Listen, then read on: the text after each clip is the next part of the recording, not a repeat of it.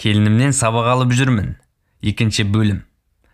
Ертегіне шай үстінде келінім кешегі алтын сақинасын қызыма ұсынып, мынау менен сарқыт болсын, саған да менің жолымды берсін. Жақсы жартап, жақсы әулетке келін бол деді. Ты что? Зачем деп қызым екеуміз шошып түстік. Сыйлықты екінші кісіге сыйға беруге болмайды деген қағида бар деді қызым орысшалап. Ол өзге ұлтта бар шығар, қазақтың өз жөн-жоралғысы бар. Алсай ал, беріп тұрғанда деп жымиды. Мұндайды күтпеген қызым не істеймін дегендей біресе маған біресе әкесіне қарап, сосын жоқ, алмаймын, рахмет. Өзің рахатыңа тақ. Ертең тәтем мен берген сақинаны неге тақпайсың деп жүр, ренішті боларсың.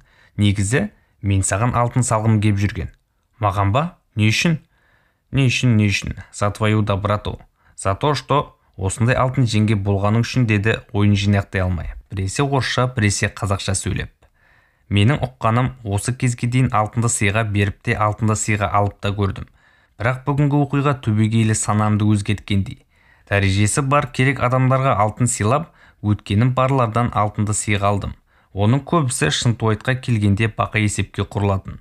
Ал келінімнің іс-әрекетінен шынайылықтың, мырзалықтың, көргенділіктің, қазақи салт-дәстүр мен жоралғының түп-төркінде тәрбие мектебінің келелі тәлімі жатқандығын көрдім. Сыйлықта орнын тауып, орайын келтіріп, шын пейілмен ұсынып, екінші адамға қуаныш сыйлаудың маңыздылығын ұқтым. Сол шынайы пейіл адам мен адамды табыстыратынын, жүрек пен жүректі жақындастыратынын көрдім. Көңілден асыл ештеңе де жоқ. Ал алтының да, байлығың да сол көңіл жарастығын табу жолындағы пайдаланатын зат қана. Келінімнен осындай көргенділікті, таза пейілділікті көріп сезген сайын, Аллаға шүкіршілігімді көбейтіп, жас болған соң балалықпен, шалалықпен айтып қалатын сөздерін, қате кемшілігін пенделікпен арамдыққа жормай, түсіністікпен қарауға тырысып келемін. Өзімді ендігі жерде салиқалы ене болуға тәрбиелеп келемін. Өткен жолы ең кіші қайнымның әйелі тынышсыздау баласына дастархан басында жекіп, жөн айту ниетпен иттің баласы, қой дегенді түсінбейсің осы, деп қалды. Шай құйып отырған келінім, жеңеше, сонда сіздің кім болғаныңыз деп былш еткізді. Мен ұялып қалып келініме қарап енімді тістедім. Шынын айтсам, бұл сөзді менде көп қолданатынмын.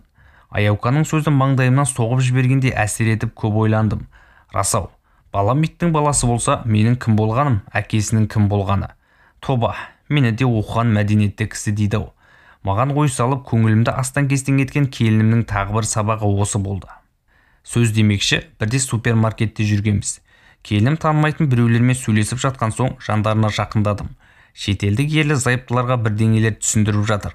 Сыртқа шыққан соң, ағылшынша тым тәуір сөйлейді екенсің ғой дедім шын таңғалып.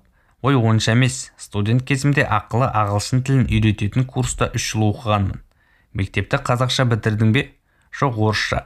Менің балдарым сияқты шүлдірлемей, қазақшаны таза сөйлейсің ғой дегім кеп, бірақ тілімді тістеп қалдым.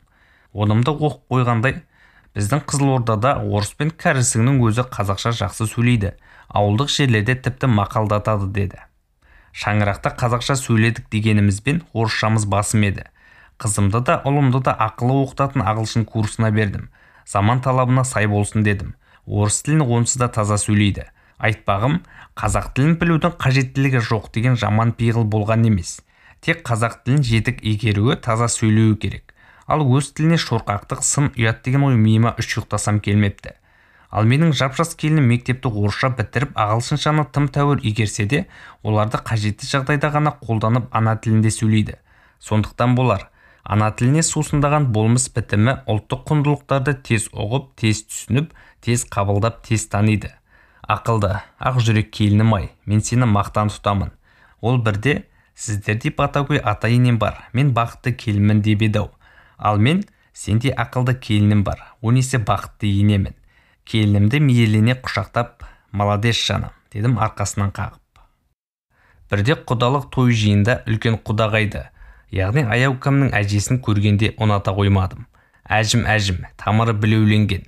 Қисық-қисық саусақтарымен әппақ құдай самай шашын жаулығының астына қанша тыққыштаса да, жөнге көнбей қобырап, әне бір қоңқан мұрны жіңішке еріндерін көлегейлеп, жанына келіп әжелеп иықтаған немерелерінің қай-қайсысында ой құлдық құлайын деп құшақтап былш-былш сүйгенде іштей тіксіндім.